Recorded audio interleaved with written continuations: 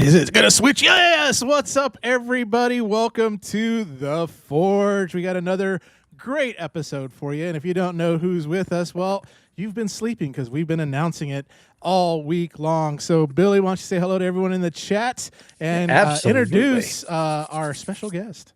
Well, as Beetlejuice would say, it's showtime. What's up, everybody? Billy the Kid here. Hello to all of you in the chat. We got Big M, we got John Doe, Derek Autocorrect Primers in there, Primal Parodies, Big Easy. Guys, what's up? Thanks for joining us so early, but we've got the one, the only, him Grimlock, Gregg Berger, here with us tonight, live on The Forge. So, Greg, give everyone a big hello. Thank you for joining us. Let's go. Me no bozo. I only go where I'm invited. I thank you very much for having me. Let's go, as your chat room is saying. Watching, listening, go. That's it. And so what we just ask everyone in the chat, if you have questions for Greg, now nothing's off. The only thing that's off the table is politics. We won't talk politics or anything like that. But if you have any questions, Transformers, or anything of his repertoire, if you want to hear more about Odie and Garfield, please let us know. And we'll do our best to get your question. But I know Billy's just been chomping at the bits because we've got the 40th anniversary of the movie. Greg's got a ton of cool places where he's going to go. There should be a game called Where in the World is Gregg Berger? You know, so that'd be fun. Dress him in red with the hat, and fedora, you know, whatever it may be. And so that would be a cool kind of social media. Where in the world is Gregg Berger today? But yeah, we're excited because 40th anniversary on a movie that really shaped a lot of our childhoods and things like that. And we were just talking earlier about that Transformers the movie and saying, hey, you know, can you imagine, you know, the kids that got Prowl and they got Optimus Prime and they got these toys right just for the movie and brought them with them and then just saw those characters. But you know what? There was one that survived, and he's here with us, so that's great. But Billy, I'll let you go. Absolutely. Me love Cubs war stories. You live in one of them now, trust me. Anyway, 40 years of Transformers the movie, nearly a full lifetime of Transformers, right? Like that's been you. Transformers, Garfield, G.I. Joe. One of my favorite movies of all time, Attack of the Killer Tomatoes. Talked about that a little earlier. You've got a history like none other. So before we get into questions and things like that, how has it been? Like, what has it been like having such a storied career? Well, the new cars say that they can see around the next corner, but the truth is they can't. Neither can I, neither can anybody. We just did what we did as we did it. That's my whole philosophy of allowing your life to unfold in front of you. But my goal has always been and will always be to exceed expectation when I'm in a studio trying to create. So pat on the back to everybody involved, but big pat on the back to Wally Burr, who directed both G.I. Joe and Transformers.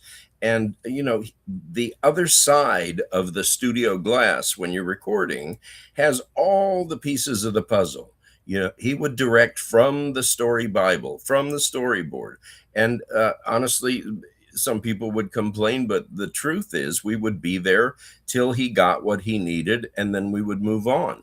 But look to your question, at the longevity of what we all created together. Yeah. It blows my mind. And you said, where in the world is Gregg Berger? I literally have convention invitations from all over the world.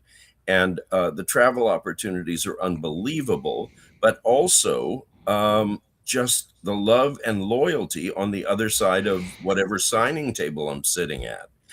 It blows my mind. And it's you, to your question, it's humbling and empowering at the same time. You know, it's both. You're like, look at me, but also fandom joins the party one at a time. They either embrace what you're doing or they don't. And if you're a hotspot, as I've been, uh, you just wake up grateful every morning. Honest to goodness. And the Garfield franchise is nearly the same age as GI Joe and Transformers. So how old am I? I Here's the gotcha. here's the sound of go. No, please. Here's the sound of Odie being kicked off a table.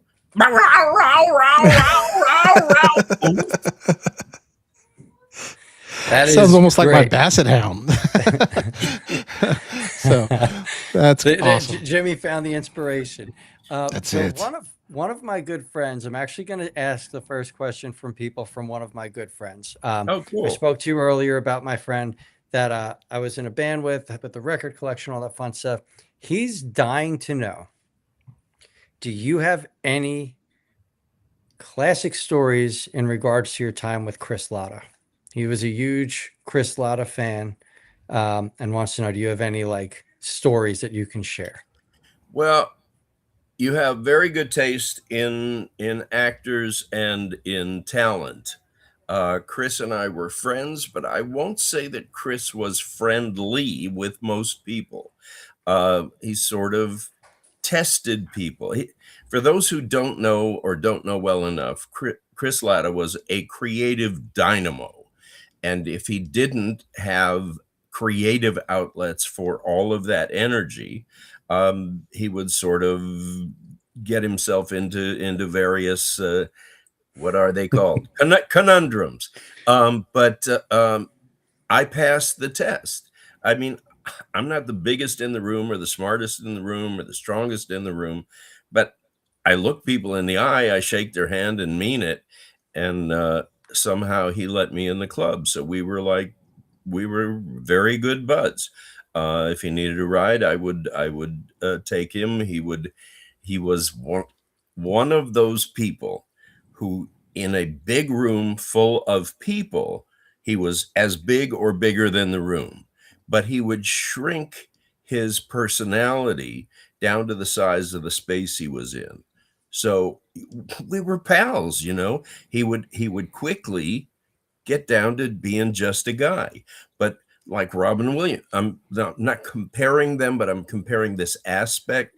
He would inflate with the size of the audience. Okay. How's that? That's awesome. That's great to know. And I totally understand the Robin Williams reference. I was watching an interview with him where he just started feeding off the crowd. Instead of finishing the interview, he saw what the people were reacting to and just cut and went right into it and fed off those Yeah. people. And so I get the reference Well, fully. for what it's worth, I worked on Mork and Mindy for 2 years with Robin, and when everybody was there, he would fly and do things that are undoable and make the impossible possible.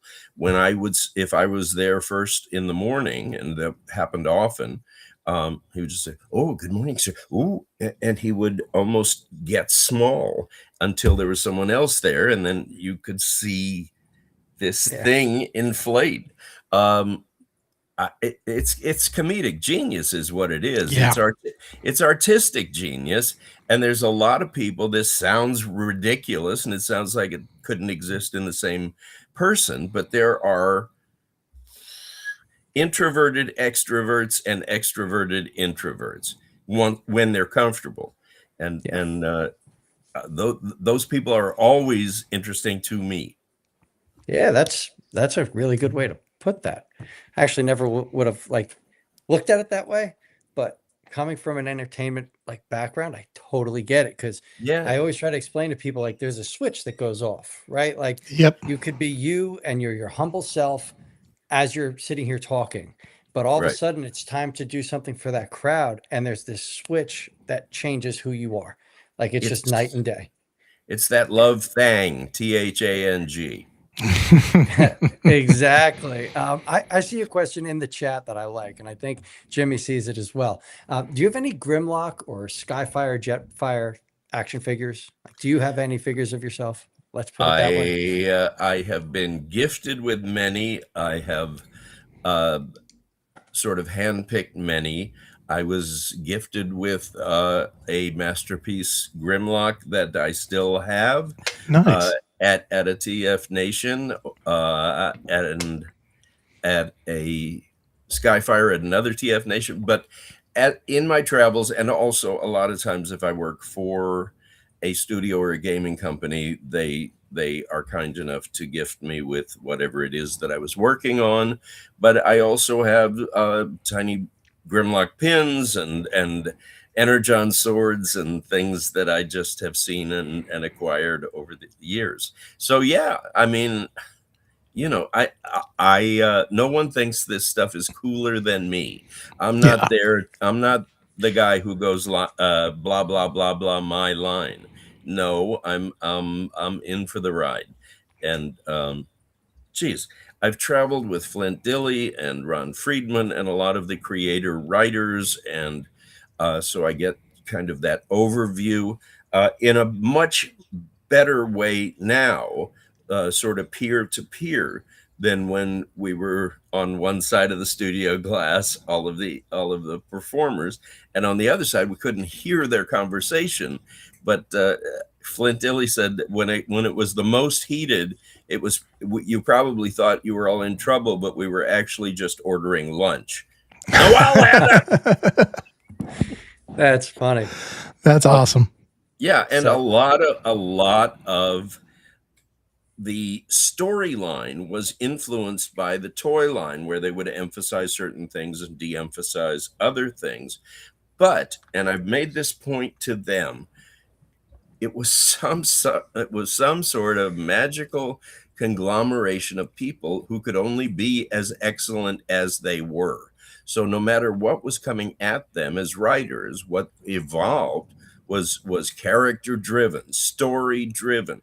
They just knew how to write. You can't stop knowing how to write, because you're also trying to do a little balancing act with merchandising, and so we're all the winners. We're all the beneficiaries. The audience, the actors, the producing staff, the production team, the artists, everybody.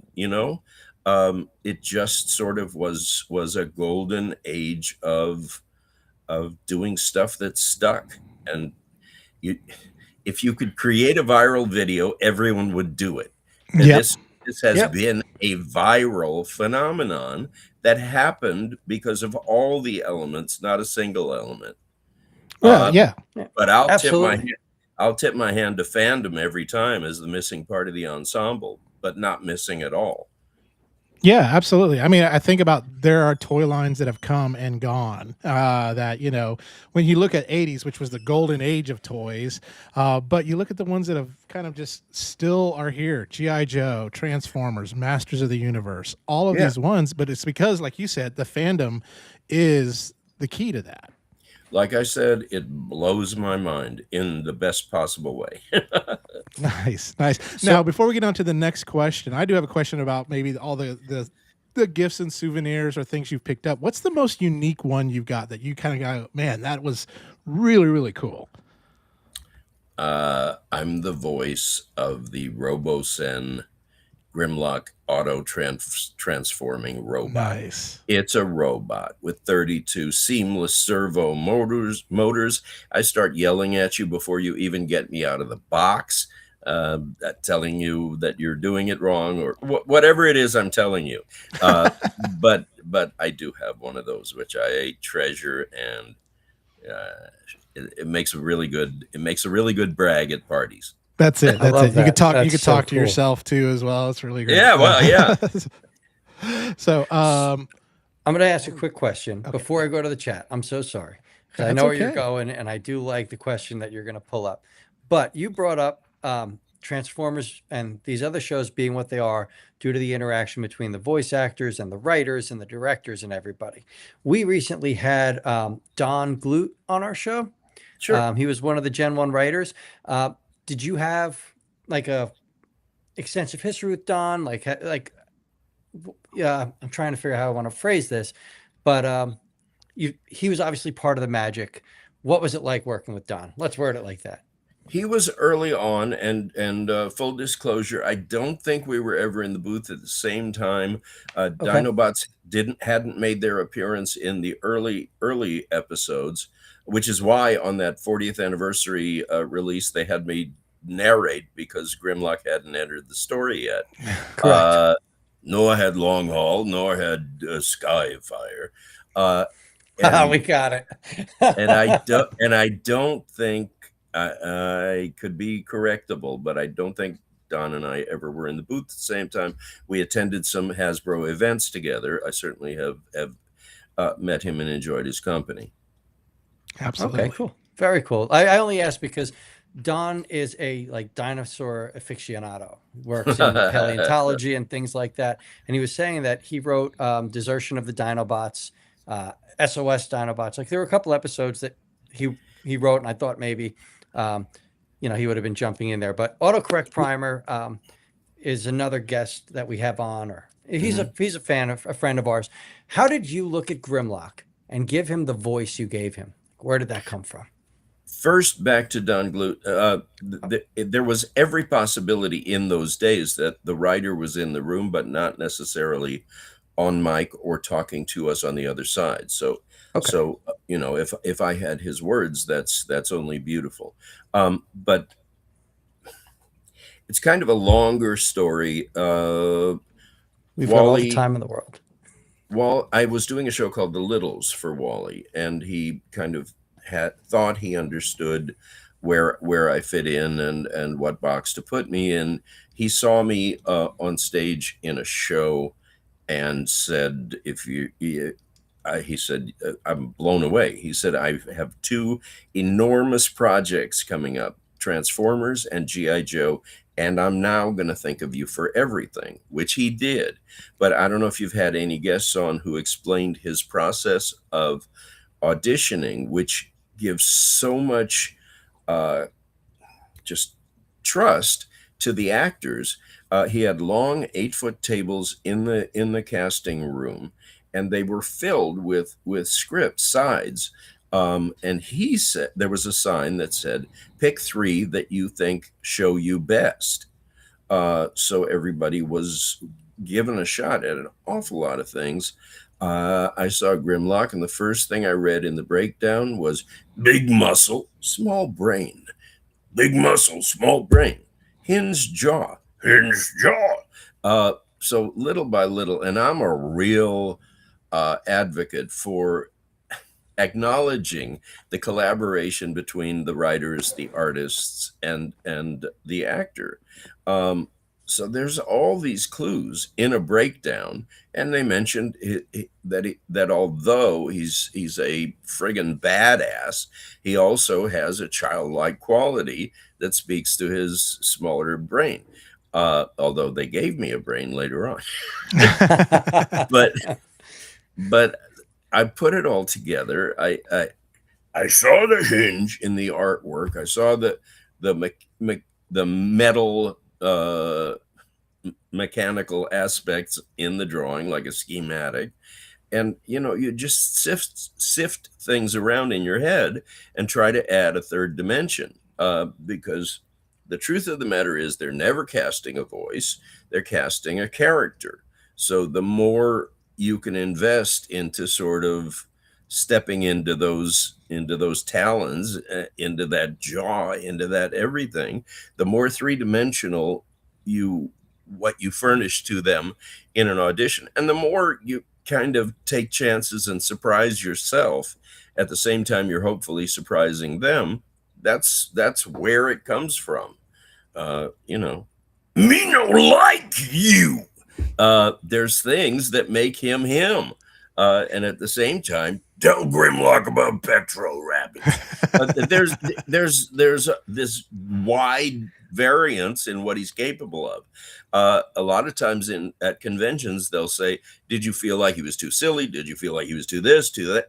And the truth is, I just wait for a script. I get a script. I'm Cinderella going to the ball. So I just assume that my task is to get from point A to wherever the end of the episode is, usually back to point A. And that's how I approach my work. That's how I coach. That's how I read the whole thing. But you have to invest enough of yourself so that the material's reaching out to you while you're reaching out to the material. Anyway, that's where I went. I got a call late one evening from Wally Burr, who said, Hasbro and Sunbow love you for Grimlock, but there's a concern. I said, what's the concern? He said, are you the world's best auditioner?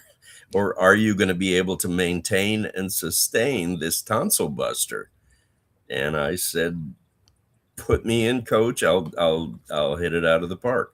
I worked with a guy who coaches heavy metal singers, and I said, I got a voice thing coming up that's going to require, I don't want my career to last a week. I want it to last a lifetime.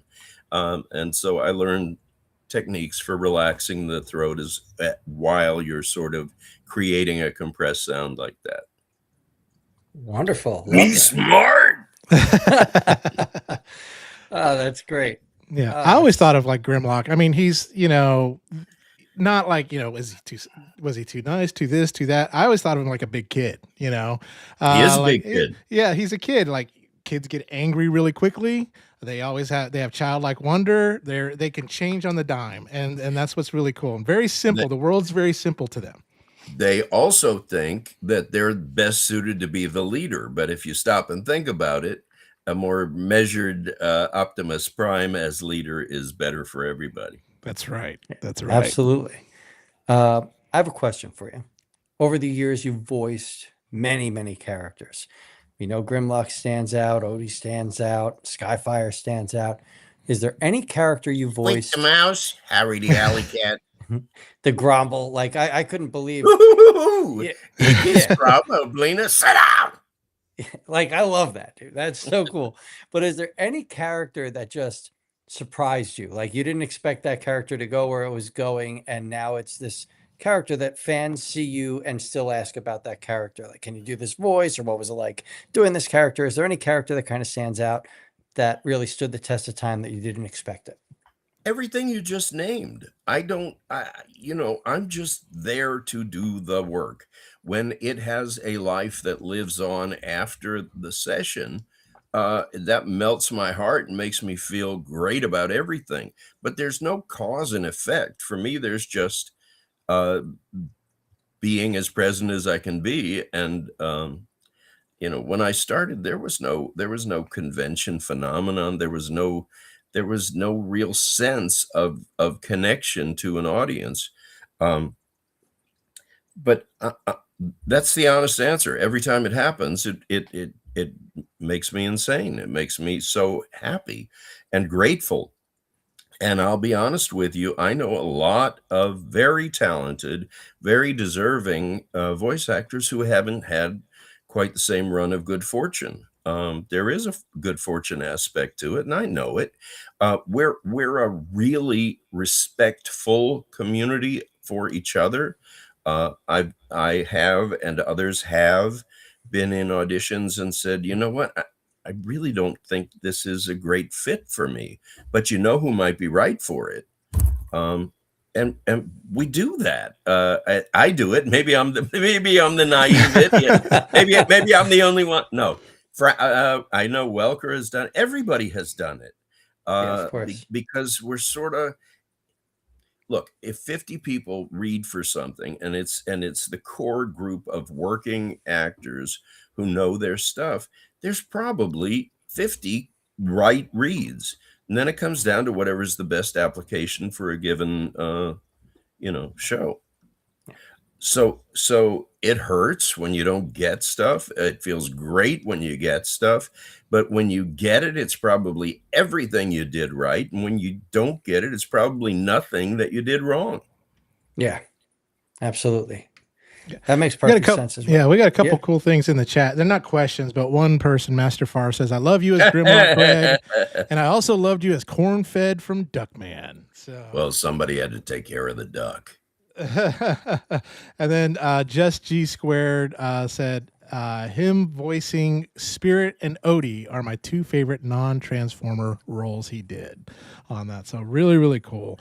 Just seeing that. And I mean, just seeing like we were talking about earlier, a lot of the convention and the more specific conventions like Joe Fest and TF Con and things like that. But and you've been to a lot of conventions and meeting those fans and things like that. What would be one of your favorite convention moments that you've ever had? There's a million powerful ones, but there was one that sort of got me recently. Spirit says possibility and impossibility are states of mind. In my mind, there is only the possible, that which can be done. And through the whole course of the series, there's this epic battle with Storm Shadow, Keone Young, who I travel with a lot. We appear as Spirit and Storm Shadow. But they're respected adversaries. They respect each other. They're just on opposite sides. And it's all kind of interesting and spiritual and cool. So to your question, somebody came to my table and said, "I just wanted to tell you I'm Navajo Nation." And I said, "I already know where you're going. Diversity in casting. I would never have had the opportunity to play Spirit, but I tried to invest him with nobility and be a peaceful warrior and on and on." He said, "You don't know why I'm here." And I said, "Okay." He said, "I grew up invisible." He said, "No one looked like me or sounded like me when I was growing up." He said, "And then G.I. Joe came on, and he said there was this tracker named Spirit, and suddenly I felt like I was part of everything." I said, Awesome. "Just get over here and give me a hug. You just made my day, my week, my month." Yeah, that happened at a convention. So, and a lot of people, have had health problems in their youth or just, been willing to be late for school when we were on in the morning and then run as fast as they could. But they're just genuine, sincere, authentic stories and thank yous. And I'm thanking them from the other side of the table. Some powerful moments happen. Promise. Very cool. That's beautiful. That's great. That's an awesome story, actually. Thank you. Yeah, I like that one. Master Far, I'm going to jump on it, Jimmy boy. How did it feel to play Grimlock again in the Fall of Cybertron video game? Wow, your audience knows what's up. For real, there's a change in story canon in Fall of Cybertron in particular. It's Correct. my proudest moment. And Matt Teager, the game developer, met with me privately. He said, "You have to be Grimlock in this." He said, "But are you comfortable with a deeper, darker, more cinematic, more grainy Grimlock?" I said, "I've been waiting for that opportunity since the first day I did it." He said, "Hasbro hasn't heard you in a while. I don't want to insult you. Are you willing to lay down some tracks?" I said, "Let me at them. Let's do this thing. Let's show them where I am today and where we are." And I'm so appreciative for your insistence that it be me. And I think together we created a really memorable game and performance. Yeah, absolutely. That game was awesome. I don't we don't say Awesome. bad Great. words on this show. That game was awesome. I'm missing an adjective. Yeah. Yes. What kind of awesome? Really awesome. That game was really awesome. Yeah, it starts with luck. No. So we've got Honey Boo Boo, who first and foremost screamed that it's Gregg Berger. Honey Boo Boo wants to know, do you have a favorite catchphrase from a character? Oh my goodness. When we did the 86 feature, I feel like every line they gave me became a catchphrase, became a t-shirt, became a bumper sticker. It became part of pop culture. Me kick butt. I love Grimlock that. I was hoping you don't were going like to say. you. Me need new strategy. Me no kisser. And of course, me Grimlock no bozo. Me king.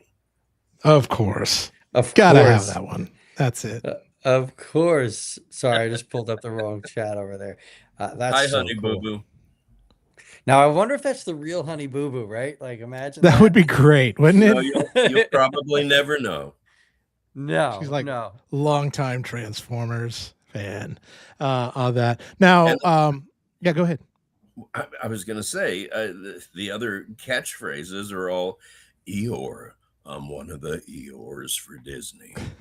Peter Cullen does it. I do it. A guy named Bud Lucky was doing it. But I get to hang around in the 100-acre wood. And honey Oh, boo boo, I hope you have a nice day because somebody oughta. It's I not I love love that. it. I love it. it's not I'm Our not done daughter, yet. yeah. Oh, go ahead. Oh, Go ahead. Go for go. it. It's not much of a tale, but I'm sort of attached to it. Thanks for noticing me. Yes.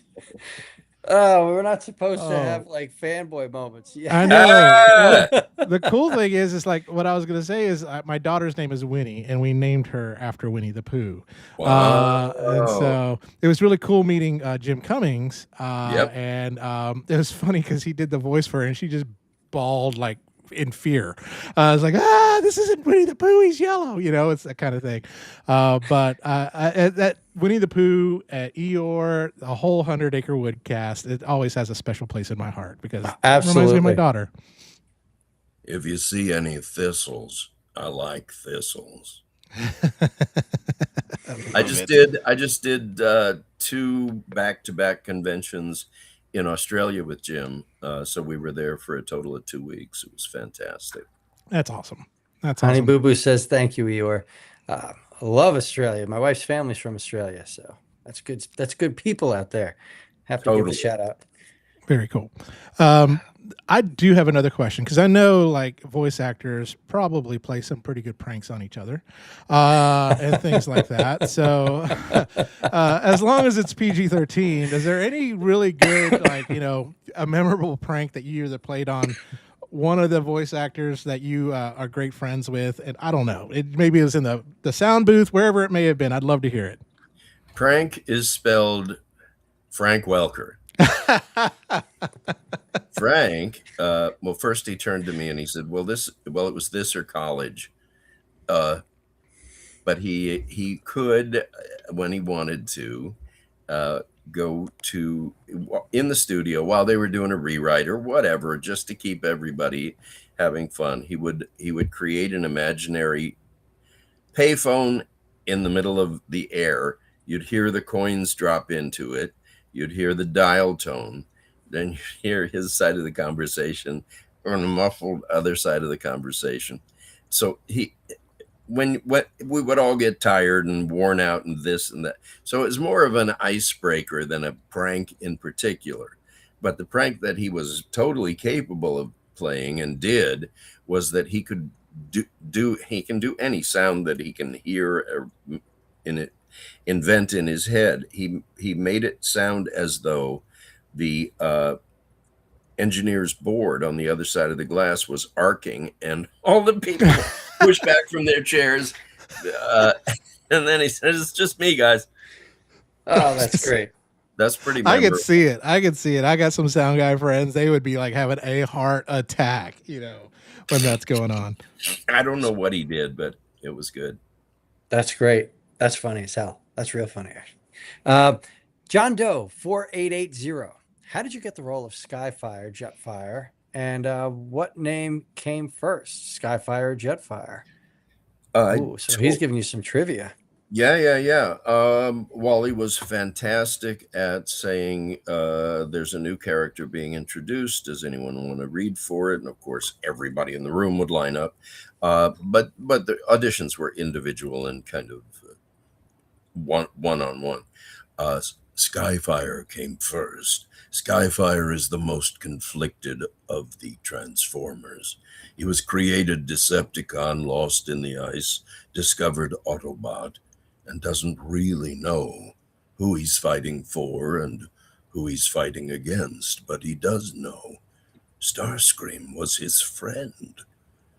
I love Skyfire came first. I got to work and they said, come in the booth. So I went in the others into the booth. They said, don't change anything. Everybody loves your performance. This is our guy, but your name is changing to Jetfire. I said, why? They said, we have legal online too. If you want to talk, I said, no, I'm good. We're all set here.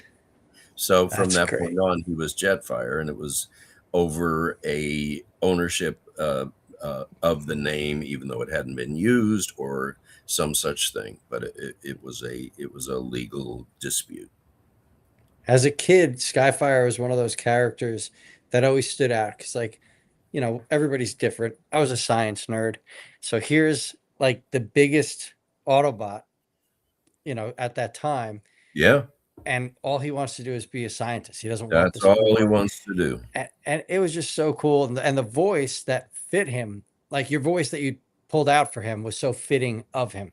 Like it just fit the demeanor, it fit the character. And that's going to go segue into Just G Squared, who states, what do you do to prepare for a role as far as taking care of your voice, drink a specific tea, throat drops? Like, what do you do to prepare for things like this? Because I can imagine Grimlock's got to be a little tolling on your voice. Yeah, I mean, I tell coaching students, don't be the loudest talker in the lounge the night before. Don't be the last to leave. Realize it's your instrument and it goes where you go, and save that for when and if you ever finish. But you just want to, in general, be protective of the thing that's being so important to you. Yeah, all of that. Plus, we're in Los Angeles. You can vocalize on the way to a session.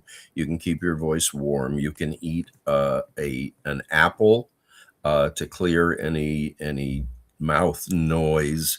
It So that's a really important thing to have. Room temperature water, not ice water. And this all sounds kind of temperamental, but these are the tools of the trade. Of course, echinacea. If I feel something coming on, I take zinc. I'm not a hypochondriac, but I want to be aware if I can stop something at its onset. Better. Plus, I tell myself I don't have time to get sick. Anyway, that combination, and then there's part of it that's kind of like Malcolm Gladwell's Outliers. I've done my 10,000. It maintains that anyone is 10,000 hours of dedicated hard work away from mastery of anything. Yeah. I've done my 10,000 hours. If I was a rock band, I've loaded and unloaded the van and set up the drum kit or whatever. These are all dues that everybody pays. But so now I can kind of pick up the Stradivarius and play it, but I'm still protective of it. And I think anybody who uses it as much as we all do should be protective of it too. Yeah, that's a perfect way to put it. Coming from someone that I used it for years, my voice, and totally get it. My vocal coach had explained to me, he was a Broadway guy. You never needed to over project yourself because you always had that little microphone where they could control those levels. So Let if you the had a mic do the comfortable work. spot, Yeah. yes, exactly. Let the mic do the work. If you have a comfortable Hey, in spot, baseball, let the bat do the work. Right? yeah, In golf, Tiger Woods was never the strongest or biggest, but boy, the physics of how he let the club and the ball do the work, yeah, beyond there was belief. nothing like it. Right. So autocorrect primer in here. Once again, good old Derek. How is it? Autocorrect primer. Let's pay a little bit of attention to that name. That's great. he's a real character. He's a good guy. But how is it to voice video games, movies to cartoons? Is one easier over the other? It's an interesting question because I started in an era where it was customary to do ensemble recording. It's a lot more work for the sound mixer and the sound engineer. Just ask them. But I believe that whether it's the Arbuckle family or saving the galaxy, the energy is contagious when you can all work together. Video games almost customarily, although there's a few exceptions, are done isolated in the booth where you're just because interactive gaming has, by definition, a nearly infinite number of reactions, player driven to any situation. You have to record pages and pages and pages and pages of options to any situation. It wouldn't work ensemble. So the relationship and whatever energy is contagious is between you and the director. And the director's getting notes from the game developer, who's the guy in the corner who looks like he hasn't slept in 5 years because he hasn't. And it's just more like, and you're either you find out quickly whether you're good at it or not good at it. It's technical performance. So it's kind of like doing jigsaw puzzles. You're adding a layer to the layers that, when they're put together, become the game. This all sounds more complicated than it is for the actor. I mean, you just come in, but you have pages and pages and pages of prompts, and often there's so much material that if you have a good relationship with the director and he knows your capability, you kind of just continue reading each line 3 ways, try and vary it until they say, hold on, we've got a problem with that. But I've gone many pages without anything except seeing them sort of circling or checking or whatever, and knowing that it's covered. So it's kind of like channeling this cold read, and just because the director has communicated to you exactly what the parameters of the character are.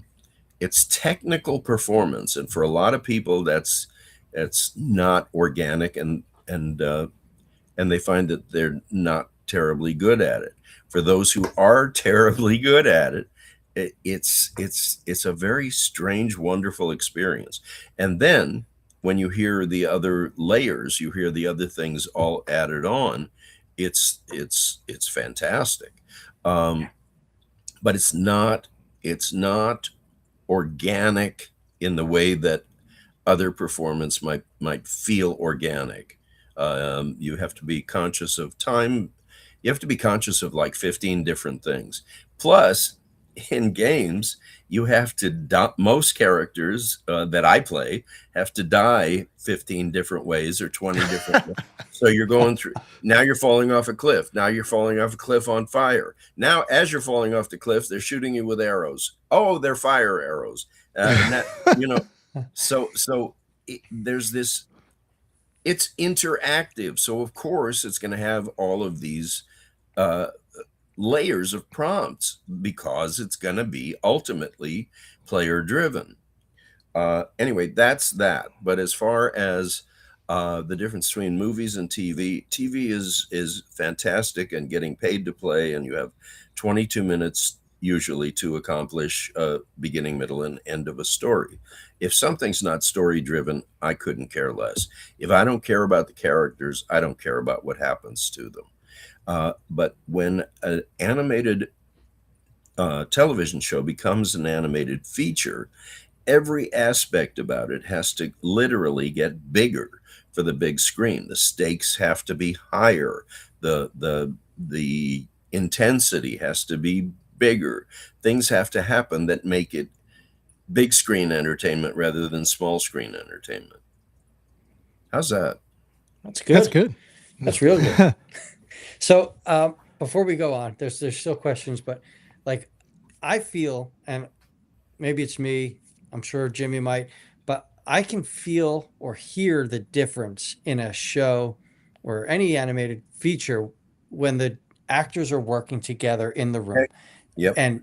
and when they're doing the solo recordings. Like there's just a layer of energy and that organic, I don't know, force that just is just incredible. And you can feel it in episodes. And I'm going to change it over to another show, but like, let's say you brought up Frank Welker, like the real Ghostbusters, right? He plays Slimer, he plays Ray. Like you can feel just that wonkiness. Like it just shoots right through that. I don't believe you can feel when you watch a production where everybody's in an individual booth. Because how can you react to somebody as zany as that if you're Right. not there in the moment? The wonkiness you're talking about is just sort of tickling each other while you're in the booth together. Correct. I mean, it's a little bit showing off, but it's a little bit just sort of bonding, Yeah. in real time, in character. And the organic, I don't know, should be a punk band. Oh, I love that. It's just sort of the organic. I don't know. That's That's it. a great. Said. That is great.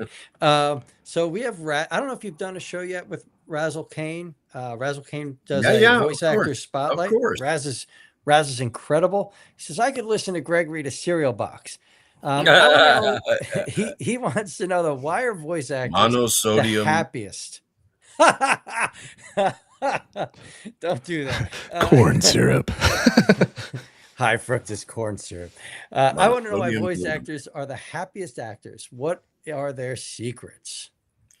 Jeez, I kind of agree with that because every voice actor I've come across seems to know what they want, know what they're doing, and just kind of go with it. So yeah, in a why are you nutshell, guys? I mean, I don't know if that's true for every single one, but of the people I know, I mean, the only limit on what you're considered for is limits that you put on yourself. So as a performer, you have access to bad guys who get to chew the scenery all day long. You can be Skyfire size. You can be Frank Little size. You can be Squeak the Mouse and say, I get to eat all this cheese off the top of lasagna when Garfield gets lasagna. You can be Harry the Alley Cat 2 doors down, who says food tastes better marinated in a garbage can. You can be Long Haul and say, remove. I'm sick of all the dirt. Just let me merge to be destruct. What? I get it. I'm just loving it. I'm trying to remember. Devastator. Oh my God. Brain something. Let's merge to be Devastator already. I'm just flipping it all around. I love it. I love it. It's a gift that you're even doing this with us. Like, I love it. There is another person in here that asked two questions, one after the other. So I'm going to ask both questions just because they're Transformers related. And that is Tiresome Rhinox wants to know, how do you feel about that one episode where they made Grimlock smart? And then he wants to know, what's your favorite line as Longhaul? Okay. I think everybody in this format knows that there's an arc called Grimlock's New Brain. They give Grimlock a brain, which he gives to Computron, and the Technobots arrive. I said earlier that every time I get handed a script, I'm Cinderella going to the ball, and there was suddenly that one, an arc written by Paul David. So I thought, well, now how are we going to do this? And then I thought, I'm going to elevate my consciousness, because suddenly there's a big brain where a little brain has been all this time. And suddenly I, Grimlock, am created. And suddenly I, Grimlock, realize that having this incredible brain and this ability to communicate sucks. I want my tail swiped back. Who do I give this brain to? And that's exactly how it's got played, and I think that's the way it reads still. Um, uh, back to conventions. I have guys my age and their son or daughter and their son or daughter. So I'm seeing like 3 generations. That just lights me up like a Christmas tree. It's astonishing because when younger generations get, first of all, it's a bonding experience, father's son, father to daughter, whatever it is. But once they get introduced, and I keep going back to the same thing, it's character driven, it's story driven. But younger audiences see one episode and they say, I want to go along for the whole ride. So that's astonishing to me. Long haul, my favorite line is remove, remove, remove. I'd enjoy this outfit to be no dump truck. I love that. So he's just saying thank you because he's a huge long haul fan. He loves that you returned to him in Devastation. And I just think it's really great that we've got someone on here that's just a big fan of one of your characters that are not like Long Haul's not Grimlock, right? Like, yes, Devastator's an integral part, but there's nowhere near as much time on screen between the two characters. It's true, and now Void Rivals, they're creating incredible storylines. Jetfire is back as a very prominent character. Yep.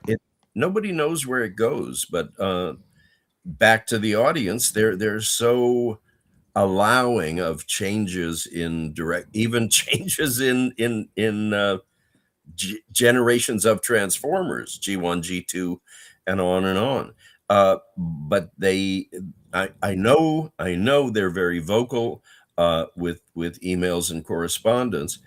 But more often than not, it seems like they're willing to go where the creators are leading them and give it a chance and get a whole new incarnation sometimes, and get realignment. I heard it described as sort of between generations. It's all fascinating. It's amazing how real it is for so many people, including me.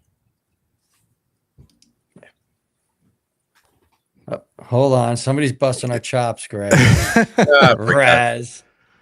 Raz just stated, I just realized that Jimmy and Billy are the names of the Double Dragon guys. That's right. Damn straight, Raz. That's us. That's the Halloween special. I just let myself go since the game. So Busted Flat in Baton Rouge. That's it. Too many of those chickens laying on the ground for the health. Come back as Jetfire in the Skybound animated series if they're actually going to make it. Now, I do know they are doing those cards and emails coming in. But is there someone we need to reach out to and say we need Greg in this series? Damn it! I don't have it, but I think it's a Google away to find out. We're definitely going to have to do that. We've got a really great guest here that's saying hello. We've got Ben Yee. I'm sure Greg has met Ben Yee once or twice.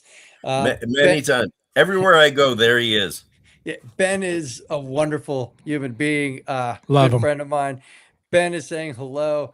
So everybody, hi Ben. And then Cheers. Primal Parodies. I don't know if you know. Do you know Candace? She works with Gary Chalk. Oh, Candace Santora, yeah. Yeah. She just wants to say hi. I see everybody. I know everyone. She said it was lovely to see you in LA, albeit briefly.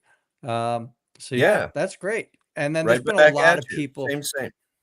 There's been a lot of people thanking you for answering their questions tonight and for doing these voices and all that fun stuff. So there's a lot of appreciation in the room for you, especially Jimmy and myself. Right back at you, everybody.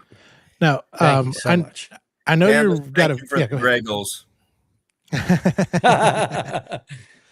I know you've got a busy schedule. So what's on the docket for you this year? Where are you going to be? What's going on? I know TFCon Orlando. Can't wait to see you there. Correct. That was just announced. I have had a very exciting year already. Like I said, I finished last year in Australia. I will be leaving Tuesday for Copenhagen, and then if ultimately Nice. Lund, Sweden, where the Nordic Transformers Con, RetCon, is happening on the 24th and 25th. I'm Very cool. really excited about it. It's actually only about an hour from Copenhagen across the border into Sweden, and it's an 11th century town. I can hardly wait. Yeah, And that's cool. then that's on the 24th and 25th. And then I have a stopover and some theater tickets in London on the way back. I'm spending 3 days, but on the 28th of April, I'm going to be a special guest at the world's first Transformers store in Battersea Yeah. Power Station. And they have an area for meet and greet and signings. And so I'll be appearing there from 5 to 8 on the 28th of April. So this timing is very good. I'm about to hit the international road. I love that. Yeah, and like you said, TFCon is announced now for Orlando in November. I'm doing some Joe shows. I don't have exact dates. I usually do San Diego Comic-Con every July. I'm pretty sure I'm doing that.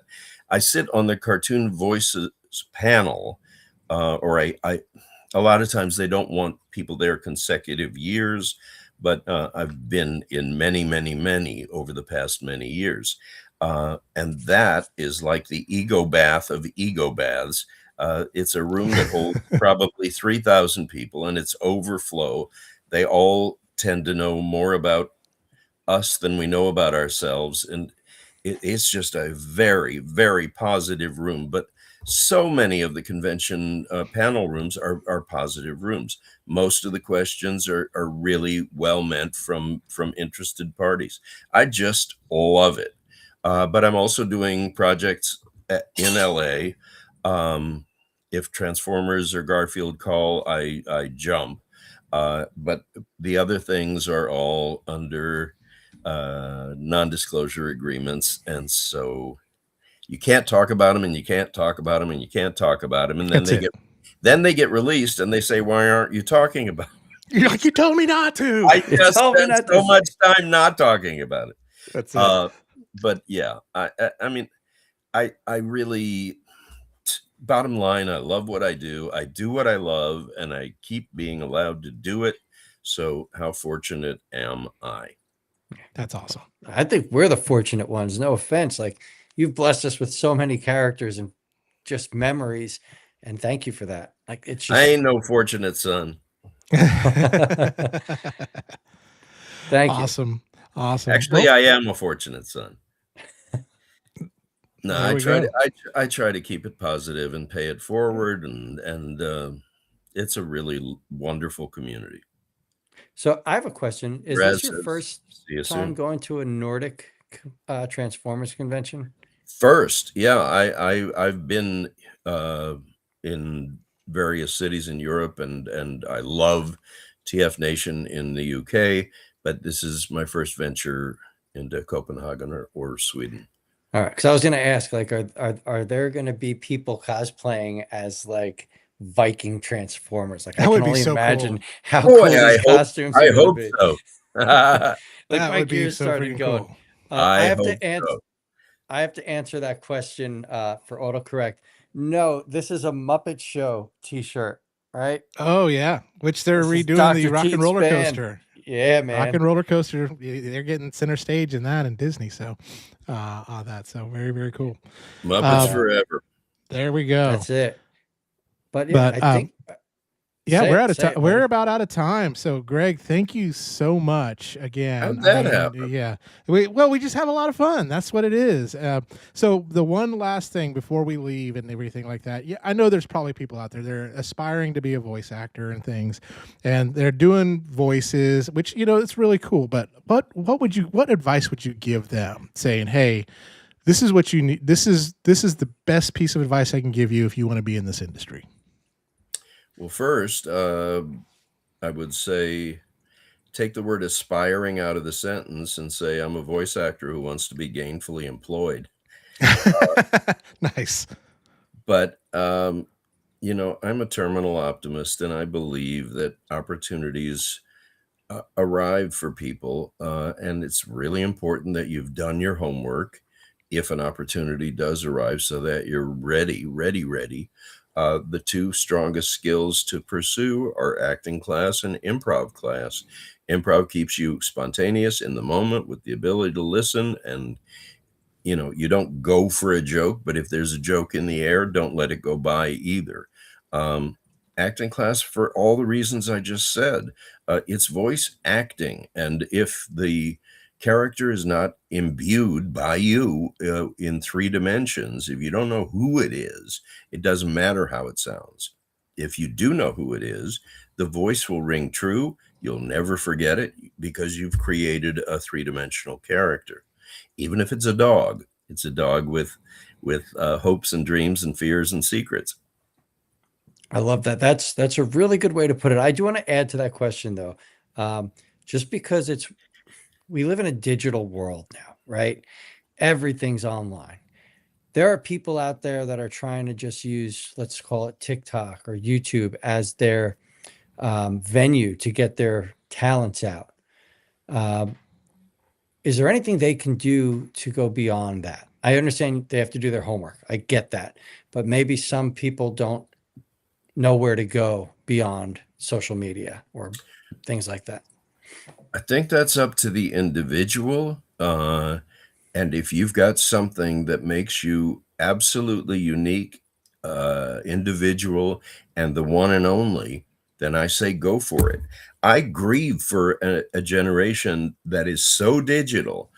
I said this way early on, that you can't look somebody in the eye and shake their hand and let them know you're confident about what you're doing and what a asset you are to their enterprise and how valuable you are. You can't do that digitally. And I would also say, you know, there's probably 500 people lined up at the front door. So try sneaking in the attic or crawling in the side window. That's cryptic. I mean, but it's the truth. Figure out something, and I don't know how, but maybe you do, that separates you from the crowd. Don't make your demo sound like the demo in front of it and behind it. Right away, figure out something that defines you as weird or interesting or reliable or conservative or not conservative. Whatever it is, let them hear something that doesn't blend in the first 15 seconds, because you have no guarantee that they're going to listen beyond that. You know, if you want to be in the chorus, make sure you blend. If you want to step out front and be featured, make sure you don't blend. Perfect. I love that. That's a great way to put that. So yeah, thank you so much for joining us. Is there anywhere that, you know, the watchers, the viewers, the fans, whatever, where they can go to see what you're up to? I understand you said, hey, these are the shows I'm going to be at, but is there anywhere they can go to like follow you and find out where else they can find you? Website is greggberger.net. Facebook is /Gregg Berger, GreggBerger. And Instagram, because somebody took every Gregg Berger name, is at Greggo Bergero. Greggo Bergero. So stupid, but that's where I am. Awesome. All right. Well, listen, well, we kind of like, the way we end this is I don't have an outro video. We kind of naked gun it. So we just kind of like freeze and kind of give the old wave until it says end stream. So thank you again, Gregg. Thank you for everybody in the chat. Y'all been awesome. Tune in next week. Same bat time, same bat channel. We have a guest coming. I don't remember who it is. Is it Raz? Is Raz next week? I think next week's autocorrect. Autocorrect. Okay. Got to check my planner. We don't know. Hey, this is improvised jazz. We can make it all happen. But thank you so much, and audience, and we'll see y'all